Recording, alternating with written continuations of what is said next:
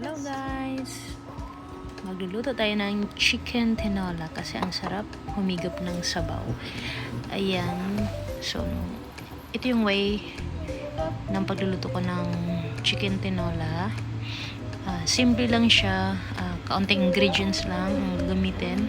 Pero, talagang masarap. Yes, talagang masarap. Walang eme. So, yan yung gamitin natin. Ito lang, garlic, ginger, at onion, yung mga aromatics natin. At malunggay. At syempre, yung chicken. So, una, gisahin lang natin ang garlic. So, sa pagigisa ng garlic, guys, we make sure na talagang mag-brown siya at talagang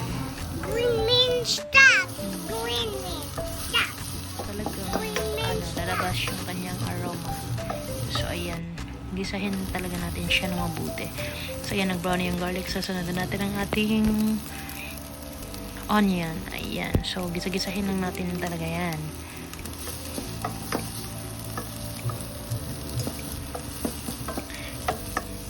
Hanggang sa maging, mag-brown din yung ating onion. Ayan. At syempre, sunod natin ang ating garlic. Ginger or luya. So, ayan. Sobrang bango na yan, guys.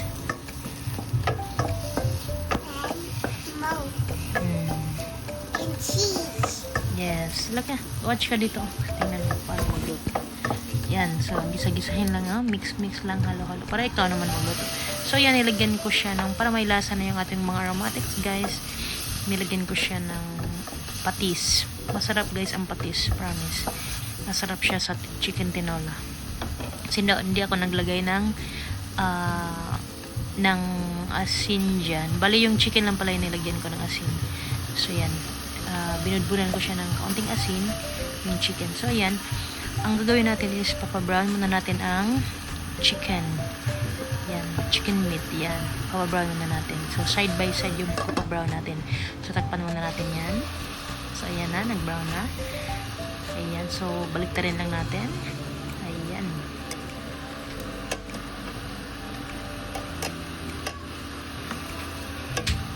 Baliktarin lang. Ang bango talaga niyan, guys. So ayan, nilagyan ko siya ng pamintang durog. Ayan, so yan mag-add talaga yan ng flavor sa ating chicken tinola. Yan. So, bali guys, wala akong ibang gagamitin pampalasa niyan. Talagang yan ang pampalasa natin. Is mga aromatics at paminta. So, ayan. Binaligtad ko na siya. So, i-mix lang natin.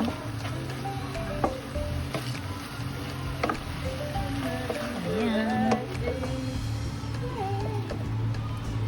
So, dahil nga tinola ito, so kailangan natin ng tubig para may sabaw ang ating chicken tinola. So, ayan. So, palambutin muna natin ang chicken. So, ayan. Papaapaw natin yung water sa karne ng chicken. So, takpan lang natin. So, dito, papakuluin lang natin siya ng mga 20 to 25 minutes under, mga medium heat lang. So, ito, niready ko na yung malunggay. So, ayan. After mga 15 minutes, check lang natin. Yan, so medyo nag-reduce yung sabaw. So dito, titikman natin siya.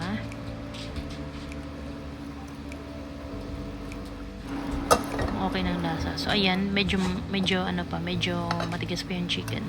So gusto ko yung talagang malambot ang chicken. So titikman natin. So okay na yung lasa niya. So talagang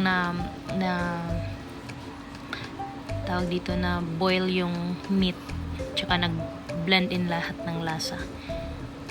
Yan, sobrang sarap. So ito na ang ating pinaka-last na ingredient. Very simple lang ang ating chicken tinola, guys. So wala tayong papaya or sayote, walang available. So yan lang, malunggay. Yan, sobrang sarap. So, pakuluin lang natin ng mga 2 to 3 minutes. Takpan lang natin saglit. Tapos, pwede nang kumain.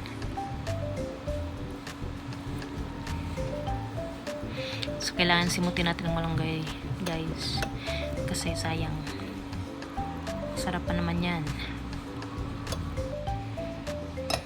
Takpan na natin, saglit. So, ayan na. Luto na ang ating chicken tinola. Ayan. So, pinatay ko na ang apoy. Ayan na. So, yan ang ating chicken tinola. Simpleng chicken tinola. Basta may chicken. May kaunting chicken lang. At may mga aromatics. At syempre may malunggay. Kasi masarap talaga pag may gulay. Malunggay. So, ayan na guys. Sarap. Excited akong humigop sa sabaw. Sarap yan guys pag yung rice natin white rice at minute-init pa.